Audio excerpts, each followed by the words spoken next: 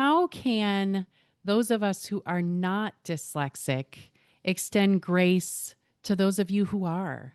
The biggest way is just advocating on their side, not always separating them from everybody else, but keeping them in the same boat, giving them a little bit more time to understand things, whether that means explaining it a couple different ways, because we all learn different ways. Talk to different people in different ways so they can understand it. Welcome back to Living the Grace Life.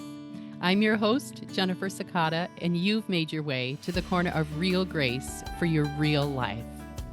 This season, we've been leaning into the theme, when grace is hard to come by. And sometimes grace feels hardest when the struggles hit close to home, especially in learning, school, and identity. October is Dyslexia Awareness Month, and today's conversation is one I've been looking forward to for a very long time. My guest today is my son, Ethan Sakata. At the end of his 5th grade year, Ethan was diagnosed with dyslexia, and together we walked through 3 intensive years of tutoring. It was hard. It was discouraging at times, and being honest, there were definitely days that one or both of us felt like throwing in the proverbial towel, right, kid? Yeah. It was also a season where we discovered grace in unexpected places. Grace for the process, grace for each other, and grace from God, who's still writing Ethan's story and mine too. Today, Ethan and I are going to talk about what dyslexia is really like, the challenges and the strengths it brings, and how faith and grace can change the way we see learning struggles. If you're a parent, a teacher, or a student who's had questions about dyslexia, or maybe if you're someone who just doesn't seem to learn the same way everybody else does, then this conversation is for you. Please help me welcome my most special guest, Ethan Sakata. Ethan, welcome to Living the Grace Life. Hello. Thanks for having me today. This is really great to be on here. Well, this is so fun to get to do together. Although I have to say, it's a little bit weird that I'm recording downstairs in our living room and you're upstairs in your bedroom while we're both recording. Well, it reminds me back to COVID times when I was Oh, upstairs in my yes. room, Seth was downstairs, you were in your Mhm. room, Dad was on meetings. We were all on meetings and we were all fighting about bandwidth. I Remember know. that? I think I've tried to block some of that out, to be quite honest. So hopefully this conversation will go a little more easily and be better on the bandwidth than when we were all four trying to do our things during the day. I hope so. Ethan, this season, I've been starting out episodes with just kind of a fun and lighthearted question before we get in some of the harder things. But what is something maybe silly, ordinary, everyday that you need grace for? I forgot my saxophone ligature in Oh, my backpack from yes. my private lesson at school and brought it Hmm. to me to the band field and we were all good. Yeah, that gave Dad and I a nice little evening walk to bring that over to you. Why don't you share a bit about yourself, what you enjoy, what grade you're into, and maybe something fun you think people might like to know about you? I'm a junior in high school right now. I'm 17 years old and am very busy with lots of things. Yes, Um, you are. Gladly, I don't have to be busy with my dyslexia tutoring anymore, but between cross Yeah. country and band and robotics and track, it keeps me busy all throughout the year. Robotics, especially, is basically a full time job Hmm. I during the know. middle of We the school barely year. see you during robotics season. It's like, wait, didn't we have two children in our home? Where's the other one? You got your license over a year ago. And that should have been a space where we could just say, hey, E-Man, can you just run to the store? Can you go pick up your brother? Can you? But you are so involved in so many other things. I'm like, oh, so much for that kid getting his license. Well, But I I know you still like went to and got drive. stuff during the summer, but now I have a job, and Ah, that's every once in a while on a Saturday, I got to go to the groceries. I love it. And you've been very kind to your brother. You take him around a lot, and I think secretly he enjoys that too.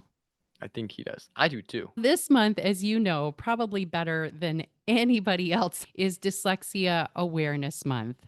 And before we jump into what dyslexia has looked and felt like to you, I want to start out with a few facts for some of our listeners who might not be as aware about dyslexia. The first thing that I remember shocking me to find out is how common dyslexia is. It impacts 1 in 5 people.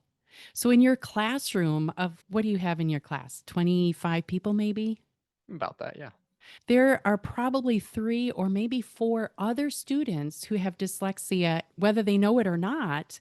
The other thing about dyslexia is that it has to do with a difference in the brain.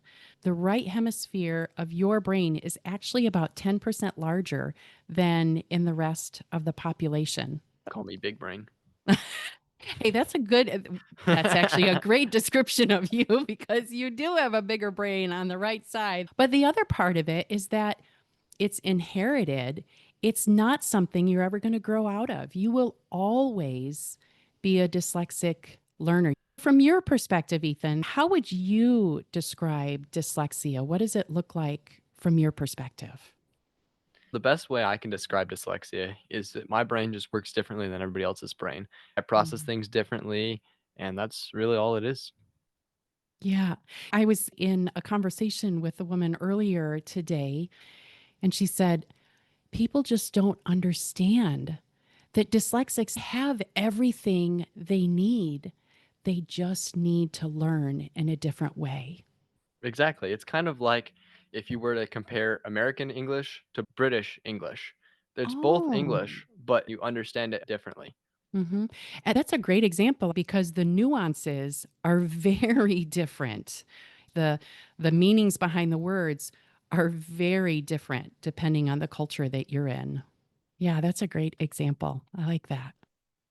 So, Ethan, looking back, what were some of the things you started to struggle with in fourth and fifth grade? I'm curious if you noticed some things that were maybe different about the way you were approaching learning than some of your classmates. First of all, I would say it wasn't even just 4th and 5th grade. It was kind of throughout my whole life. I had no Hmm. idea that I had dyslexia, so I had no idea that I needed to be taught differently than others were needing to be taught. So, one of the biggest things is I really needed extra time. I just needed maybe 15, 20 minutes extra than other people. Especially when those assignments got a little bit bigger, I needed more time to be able to compile my information together. Hmm. Which makes sense because dyslexia is a disorder that impacts what we call decoding, how words fit together with the different parts of the words. So, some people talk about dyslexia as just reversing letters. Can you help us understand what's actually happening? Yeah, I like to explain it with like the difference between country and county. Two different words, but the only difference is an R in the middle. Hmm. When I see country and county, I still get them mixed up. I have to look Hmm. close to see. And that's the biggest thing. When I'm reading a paragraph, sometimes I skip over words. Sometimes I add words where they're not supposed to be. Same thing with words. Sometimes I add letters, sometimes I take away letters. And that changes it to being something completely different. Hmm. You became a master guesser before we understood that you had dyslexia. I just worked with context clues very much and very easily. So when I'd see a big wall of text, I would see, oh, there's some word here, word here. And I would guess, oh, that's what the paragraph is trying to say, which that's kind of like what skimming is. For me, skimming doesn't work quite as well just because my guessing skills don't always turn out They would take you in a different direction than what was on the page. exactly. Your brain, in terms of the way you were processing information, it almost sounds like you just had this constant stream of information coming in without having the tools to connect all those pieces to give meaning.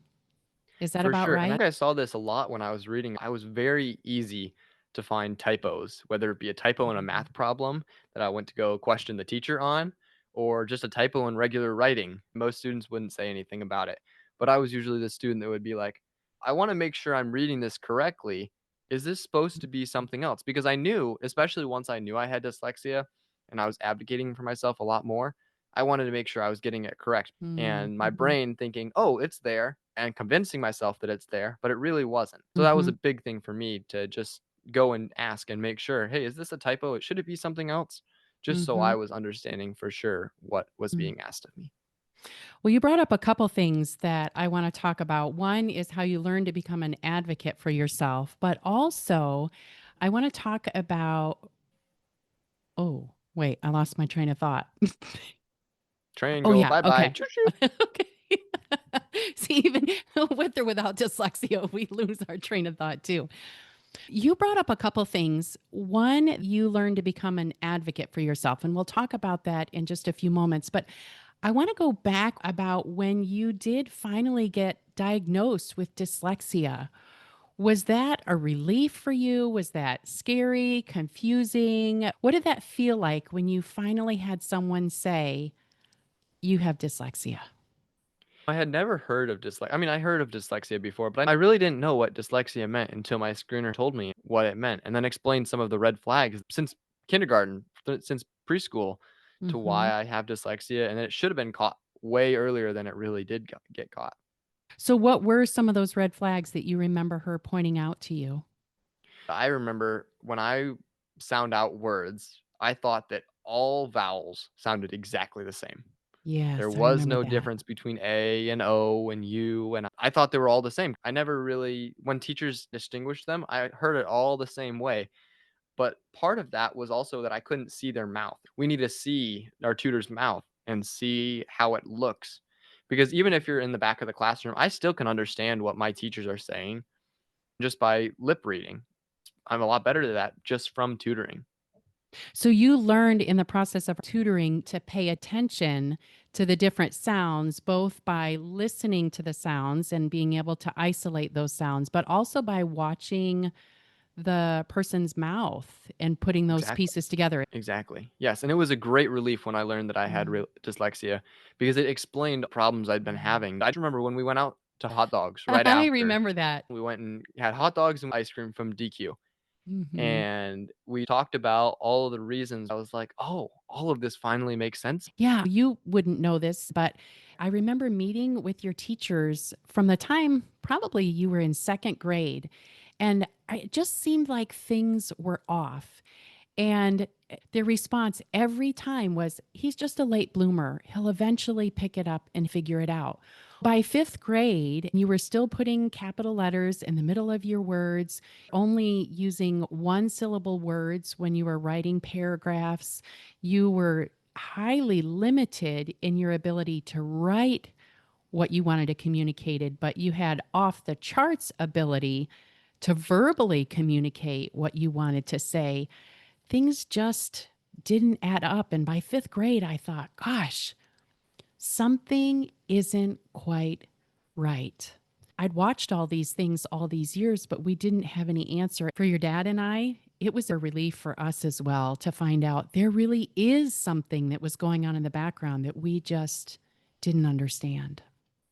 So I want to take just a brief pause before inviting Ethan back into the conversation. I want to share with you something that I think is really critical.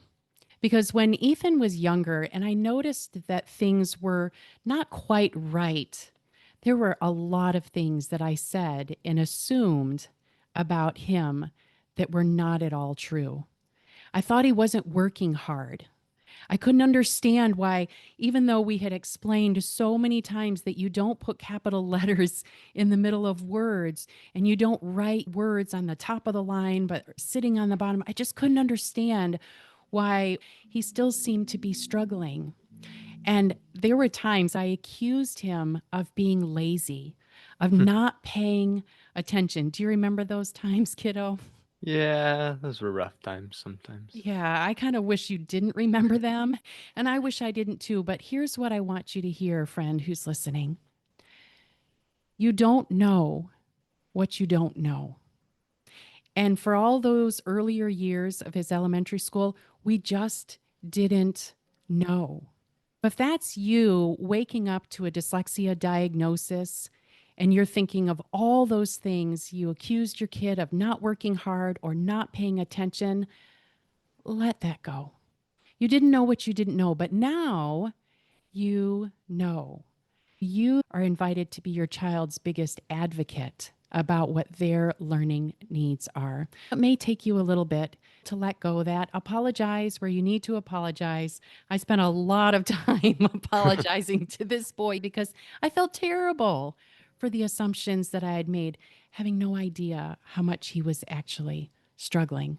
So apologize and move on and become an advocate. Is there anything you would add to that, maybe to parents or teachers who have just discovered that their child or their student is dyslexic and they wish they could take things back, but they can't?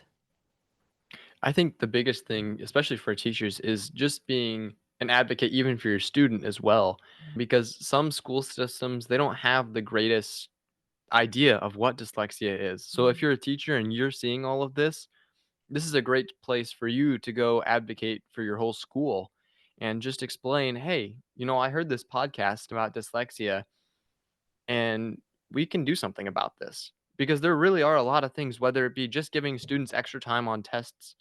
Already 20% of your test scores are probably going to go up because giving a little bit more time is Mm. going to give those students that need the extra time to succeed the way that they should be succeeding.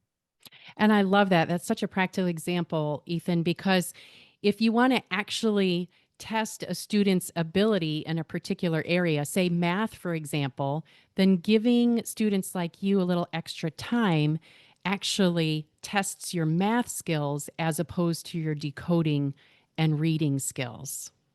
Yeah. Exactly. No, Now, I math was one of I my love that. greater is I and still is one of my greater subjects. But if you throw a whole bunch of word problems at me, it's going to take me just as much time to figure them out as it is going to be with an English problem or something of that sort.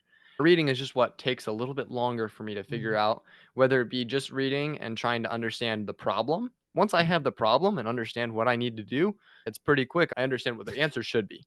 Not always that I understand how I did it, but that's also another way how my brain works that I don't know how I did the problem sometimes.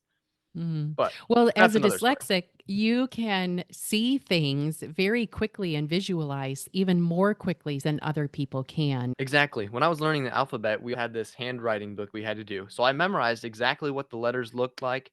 But then the copying part, because of the different way your brain works, that process of writing down those letters and then adding on top of that, putting together the rules of how letters work together was like extra work for you to have to do. There wasn't anything that just came naturally to you, but you had to think about every single part of the process.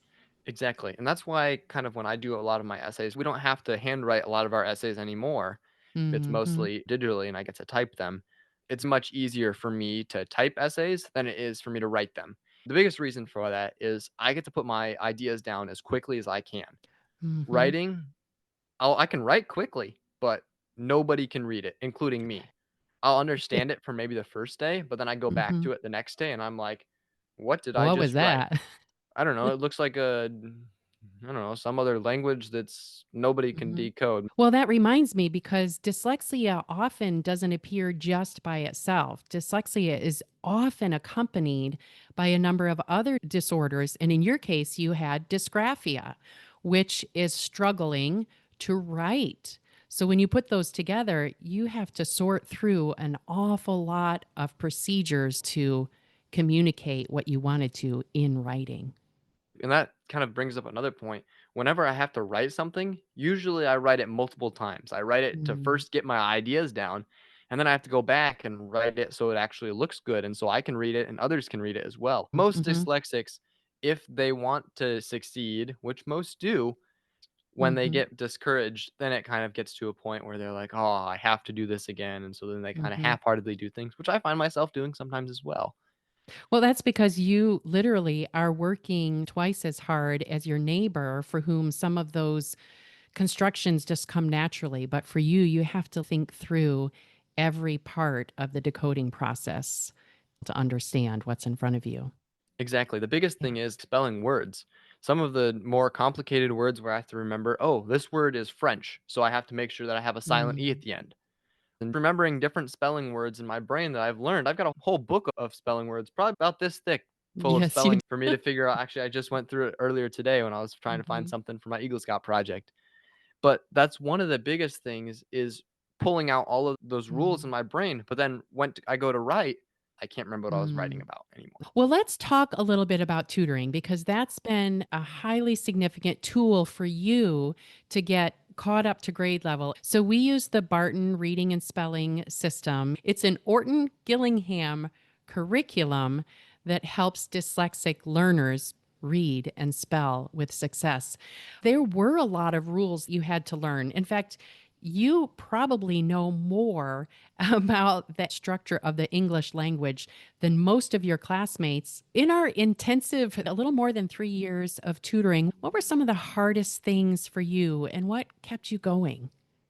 During the school year when I had to miss Mm, out on class, because mm, not only was I missing out on class, but I was also missing out on English class, which, to be honest, was not my favorite class, still is not my favorite class. So I was trying to learn how to read and how to write, but I was also having to do all of my schoolwork at the same time.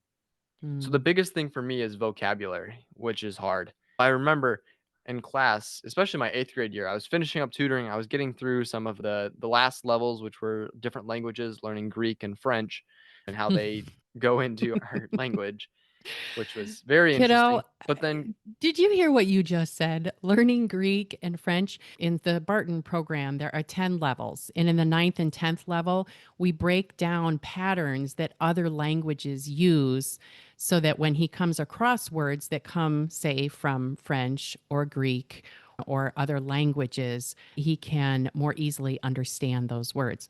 There aren't very many 17-year-olds who know the patterns of French and Greek words that help us when we're testing, but also like medical terminology and things like that. Sorry to interrupt, but carry on, keep going.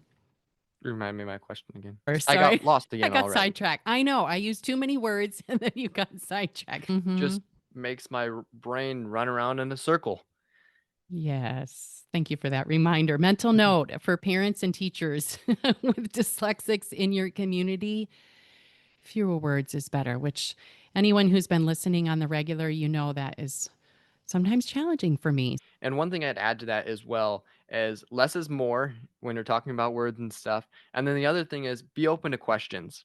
I always Mm. had so many questions about what was Yes. needed and how to do things correctly. I still ask a lot of questions anyway, but that's only because I want to try to get it right. And Mhm. after I've had those so many times where I'm guessing and I'm trying to figure it out, and then I've done it completely wrong and I have to go fix it again, I figured it out the first time and I understand what I'm supposed to do the first time. I'm not far ahead of other people that don't ask questions. You know, one thing that I really appreciate about your attitude and how you went into tutoring is this didn't come easily for you either, but you learned that there is beauty in being able to make a mistake. I know you want to get it right the first time, but in those years of tutoring, there were a lot of mistakes you made, a lot of mistakes I made. But it was those mistakes that helped us identify the places you needed either more practice for that tool or you needed a new tool altogether. Would you agree? Yeah, for sure. Yeah. Let's talk a little bit. You've mentioned several strategies and tools and habits that you've used. You talked about having a little bit more time, being able to slow down to process information, fewer words is better. What other strategies and tools have you picked up along the way that have helped you as a dyslexic learner? Another big one that I've got is guided notes. Asking for guided notes for everything, whether it be math problems, looking at the slides that they've given me so I don't have to write all that stuff down and then understand what that Mm, stuff is actually asking me by the time hmm. everybody else has already answered the problem. I'm just now Sure. trying to understand it. Yeah. And then the other thing is if we're having notes, like we're taking notes on slides for history class, then I always ask for some kind of guided note, whether it be fill in the blank notes, matching, or something along those lines that I can still understand and I can still make notes of my own that are a little bit smaller or stuff that stands out to me. I still get that information that others people would be writing down in just that amount of time for me to understand it. So you've really had to understand how dyslexia impacts you, and then you've learned to advocate for yourself. given that so many in our population don't understand what dyslexia is all about and how best to work with a dyslexic learner. Exactly. And it's different for everybody. Some people need extra time, even more time than I need. Some people need other accommodations as well. I've had Hmm. some people that I know where for multiple choice tests, they limit it to only 3 answers instead of 4 or Mm. 5 or Hmm. 6. Hmm. Hmm. And so that helps, which some things that'd be nice to have, but it's not a requirement for me Yeah. where it's not something that I struggle with quite as much. Another thing that I'm remembering you had to advocate for was having audio text. Nearly everything was read to you so that you didn't have to worry about the process of reading on paper, but you could read with your ears, so to speak. Exactly. And one thing I'll add to that too for students as well is sometimes administrators have things blocked. But sometimes all you have to do is just ask and make sure, hey, Mm, can you approve this that's so I word. can listen to the book that we're reading here? Because most schools, they have the books there. It's Right. just sometimes administrators have blocked videos that are 12, 15 hours long. Yeah, no, I appreciate that. That's a good word. Sometimes we just have to ask because we don't know what resources are available to us. That's really Exactly. great. The one big tool is I always struggled with the word because when I was younger. And so one of my library teacher told me Oh, I love because this. always spelled big elephants can always understand small elephants. So if you take the first letter of every of those each of those words, you get the word because. And I've never forgotten how to spell the word because. And Because so it or I was a guess yeah. different way of helping you learn. Instead of just hardcore sitting down memorizing, there was another part of your brain she was helping you use to spell. It's a funny Exactly. phrase and it helps you spell the word. Exactly. And I think that has really helped with my music abilities. And I'm in marching band as well. Reading music was very hard for me at first. Mm. But once I got to learn all of my fingerings and understand where the notes sit on the staff and understand how to read music, it was much easier because I was able to visualize it. And so, especially when I'm memorizing music for our marching shows and stuff, I think about the music, I just put it on a wall. For Mm. tutoring, we always had our sight words. We looked at a wall, visualized the word, and then whatever letter I had wrong, we would highlight it in red on a note card, and I visualized that note card right on the wall. And Mhm. then I would spell the word and say it multiple times, emphasize the letter that I had gotten wrong. And so that's just like how I read music now. When I'm Mhm. memorizing it, I just look at the blank wall, whether it be looking at the audience at some part that's just blank or Mhm. just looking at the ground even. I mean, I look up at the drum majors all the time too, but Yes, pay attention. and don't run into anybody. Yeah, Haven't done that yet. but you're bringing up a really important point here that part of the fact that your brain works differently is that you need to be able to visualize things. You have to use other parts of your ability to put meaning together. Exactly. So, Ethan, as you know, your mama's show is called Living the Grace Life. And we talk about how to keep grace practical in our ordinary everyday lives. In this season, especially, we're talking about when grace was hard to come by. And the Mhm. truth is, we really struggled a lot during our tutoring. Would it be fair to say that? Oh yeah, many It times. was really hard. We had a lot of fun So, though too. oh, I'm glad to hear you say that. That's good. Oh, that reminds me of the word philanthropy. Do you remember that Oh, word? like a whole day to work on. I could Oh, not figure out how to say philanthropy. you kept adding suffixes here, there, and everywhere. It was so funny. I remember what I said. I added that extra M in there instead of an N. So just adding one little extra hump turned it in from philanthropy to philanthropy. It was so funny. If you don't mind, I had put on Instagram after that lesson a video of that session, and it was Sure. just so funny. So if you're Oh, it's okay, a I think circle. I'll put that out again because it's funny. But it's a good reminder, right? That when you're doing something that's really hard, laughter and lightness can literally lighten the atmosphere and the load and allow you to start again. But Or ice I cream. would, or ice cream, that works too. But I would love for our listeners to hear where grace met you in this process. I think the biggest part for me was again the laughter as well, but then getting back to class and understanding how everything worked. And especially the grace of my classmates and my teacher as well. They understood very Hmm. well, especially my 8th grade teacher. because she knew Yeah. a whole lot about dyslexia, which helped. She had her doctorate in English, and Hmm. we had a lot of fun. We didn't have a whole lot of homework, but it made for a lot of time that I had with the teacher one-on-one to work and get my skills back up. So basically, grace came in a form of empowerment to you, that you had tools that you knew how to use. But it Exactly, and sounds in like that grace also came in the form of patience.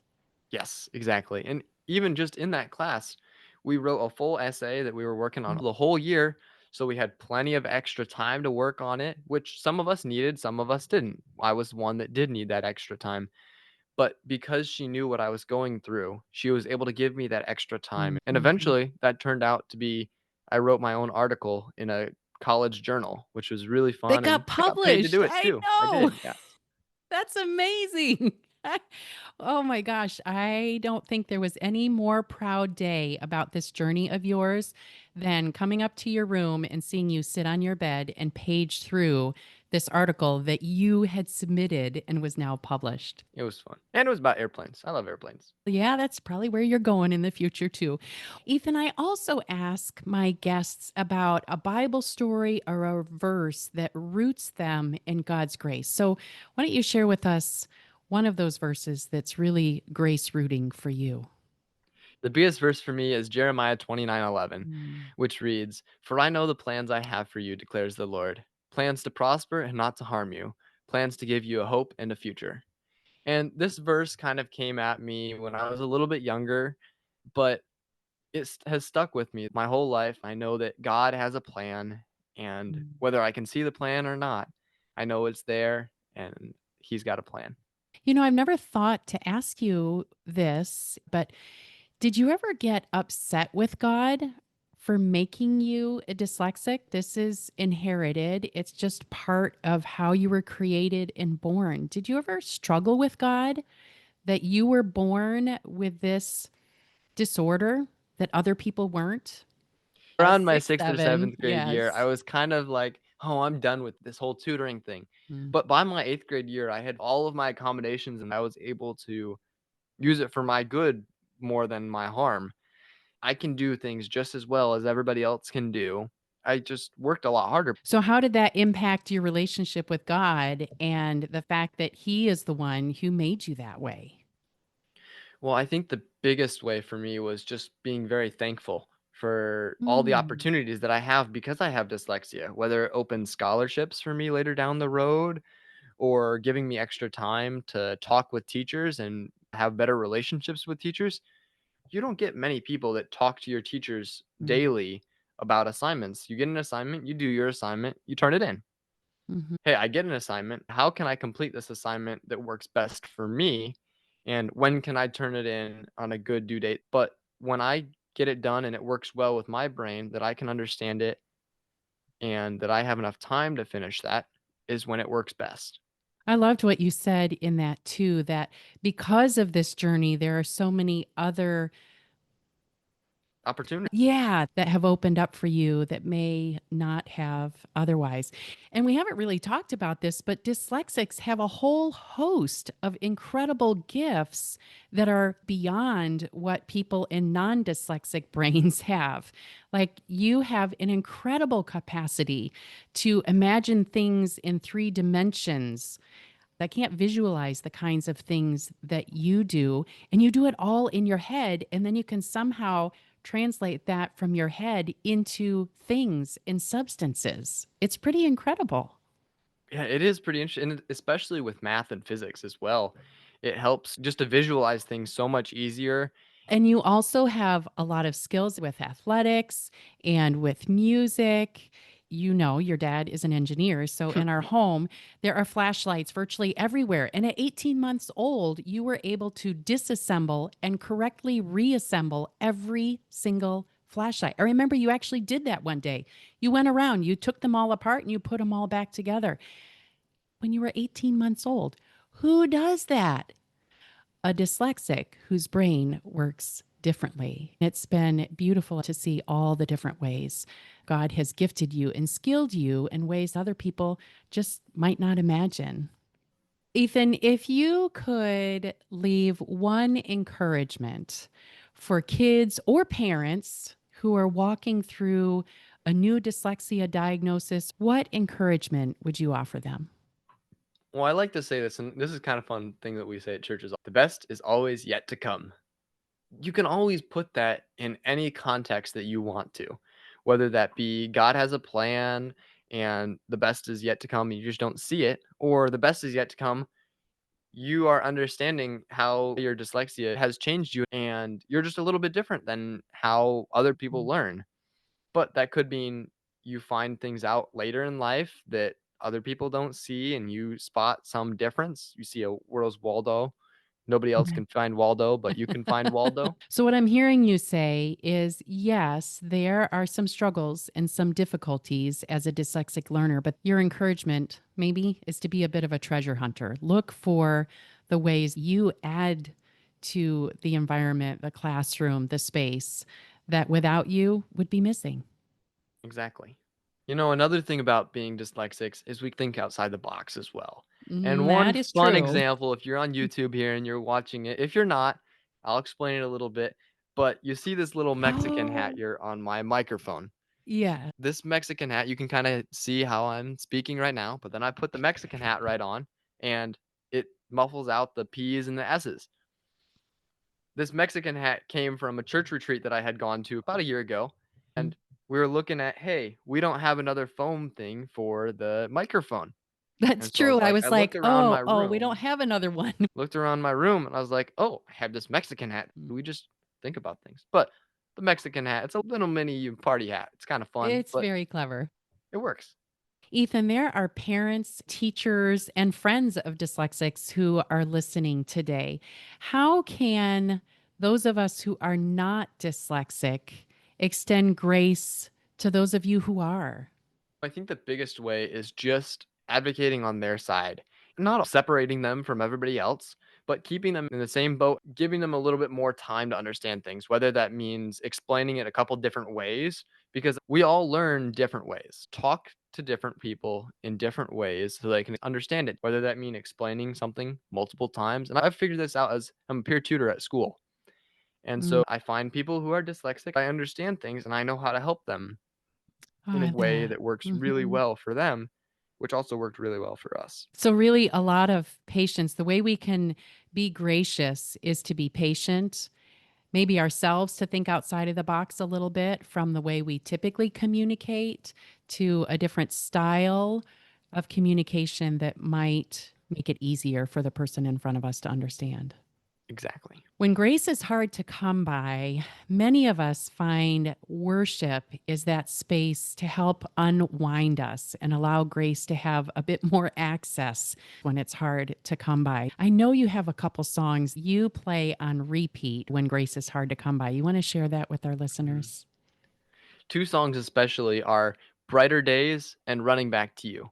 Both of those songs I love to listen to, whether it be when it comes up on the radio on WCIC in the car or when they come on my Alexa when I'm sleeping. Both of those are very calming for me to just listen to and to really reflect on and have a lot of fun with. I love it because they're both songs filled with hope. Like going back to something you said earlier, that there really is something that's growing and developing in you, even while you're struggling in the midst of this hard. And I have so seen that at work as you've walked this journey through dyslexia. Ethan, would you be willing to close us in a brief prayer today? Absolutely. Thanks, bud.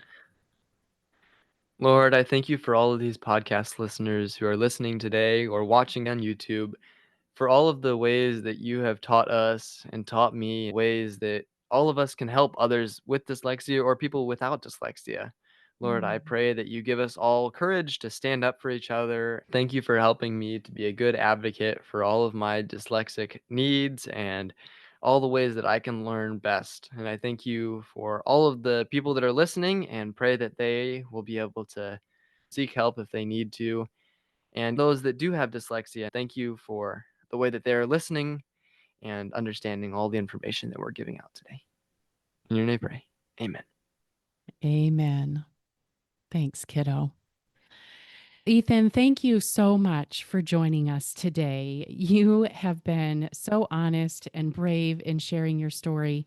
Your journey, it's an absolute joy to watch and a reminder that even when grace feels hard to come by, God is still at work, strengthening, shaping, and carrying us through.